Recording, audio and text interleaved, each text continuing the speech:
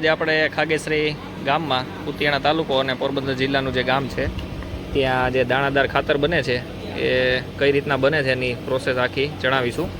સૌથી પહેલાં તો આ જે દાણાદાર ખાતર બનાવ્યું છે એનો એ ક્યાંથી આવે છે એ તમને જણાવી દઉં। સામે બધી ગૌ માતાઓ બાંધેલી છે, ચાલો એ બતાવું તમને। અહીં આ બધી બીમાર ગાયોની સેવા થાય છે, આ બધી બીમાર ગાયો છે અને આ બધી દોવા નથી દેતી, એમના બધી ગૌ માતાની સેવા થાય છે। તો તમે જુઓ અહીં આ ખુલ્લામાં જ રહે છે અને નીચે અહીં આપણે બેલા પાથરેલા છે અને તમે એકદમ જુઓ આ ખાતરમાં છાણ હોય છે અને ગૌમૂત્ર ભળતું હોય છે અને ગૌ માતાના પગથી આ કચડાય છે અને એકદમ આ સરસ બારીક ભૂકો થાય છે। એકદમ ખુલ્લામાં બધી ગૌ માતાઓ રહે છે। આ જુઓ તમે ખાતર। ત્યારબાદ આને અહીં ઢગલો કરવામાં આવે છે।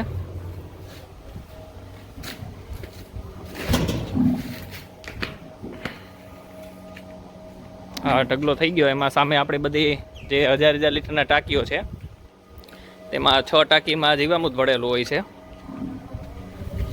અહીં આ જે છાણ છે મિત્રો, સૂકવેલું કોહવાઈ ગયેલું, એમાં આ જીવામૃત પાયેલું છે આપણે, એટલે આ ઘન જીવામૃત બની ગયું।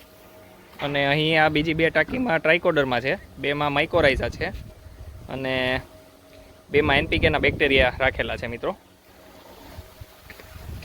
જીવામૃત નાખ્યા બાદ મિત્રો તેને અહીં આપણે લોડરથી ઢગલો કરી દઈએ છીએ અને સામે મિલર છે, મિલરની અંદર અહીં આપણે પ્યોર નેચરલ જીપ્સમ નાખીએ છીએ। આ નેચરલ જીપ્સમ છે અને અહીંયા રોક ફોસ્ફેટ છે, કુદરતી ફોસ્ફરસ જે જમીનને જરૂરી હોય તે। અને મિત્રો એમાં બીજું બોન્ટેડ ભેળવવાનું હોય છે આ બધાને ચીપકાવવા માટે।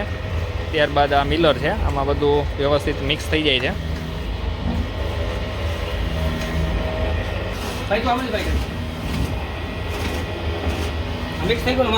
મિત્રો આપણે મિલરમાં મિક્સ થઈ ગયા બાદ અહીં આવા રીતે કાઢી લેવાનો હોય છે અને એને કાઢ્યા બાદ તેને આ રીતે આપણો જે આ રોલર છે એમાં દાણાદાર ખાતર બને છે એમાં નાખવાનું હોય છે અને અહીં આપણે આની અંદર નાખી દેવાનું હોય છે, જો આ રહ્યું, અને અહીં આ રીતે દાણાદાર ખાતર બને છે।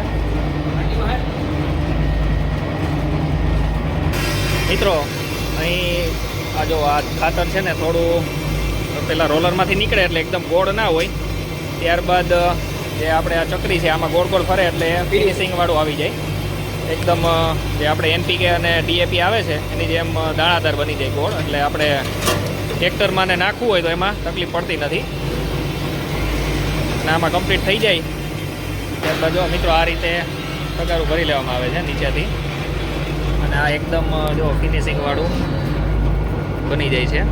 કોઈ દાણો આમાં જે પોચો રહી ગયો હોય, જે આ ભૂકો હતો મિત્રો, એકદમ ફિનિશિંગ વાળું બની જાય છે। અહીં આ છેલ્લો સ્ટેજ છે, અહીં પછી સૂકવવા માટે મૂકી દેવામાં આવે છે। જો એકદમ દાણેદાર બની ગયું, ક્યાંય પણ ઓરણીમાં પણ અટકતું નથી।